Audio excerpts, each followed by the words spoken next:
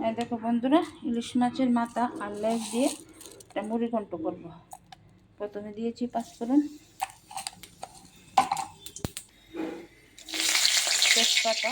তোমরা যদি মনে করো পাঁচফোড়নের জায়গায় পেঁয়াজ দেবে তাও দিতে পারবে, আমি পাঁচফোড়ন দিয়েছি।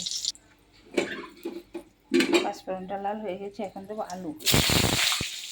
তোমরা চাইলে আলু দিয়ে আগে ভেজেও দিতে পারো, আমি একসাথেই আজকে দিয়ে দেবো। ভালো লাগে না রান্না করতে, যদি রান্না আর কত করবো বলো, তার জন্য আজকে একসাথে দিয়েছি। আলুটি দিয়েছি আর এদিকে দিয়ে দেবো লবণ পরিমাণ মতো। আলুটা একটু হালকা ভাজা হয়ে যাক, তারপর মশলাটা দেবো। এখন দেবো মাছের মাথা। মাছের মাথা আর আলুটা হালকা একটু ভাজা ভাজা হয়েছে, এখন দেবো মশলাটা। মশলা করেছি জিরা, আদা, কাঁচামরিচ, শুকনো লঙ্কা একসাথে ব্লেন্ডার করেছি।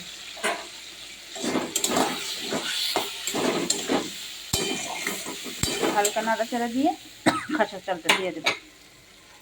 হলুদ দিয়েছি, এখন খাসার চালটা দিয়ে দেবো। দিয়ে একটু হালকা নাড়াচাড়া দিয়ে স্টিমটা কমিয়ে একটু ভালো করে কষিয়ে নেব।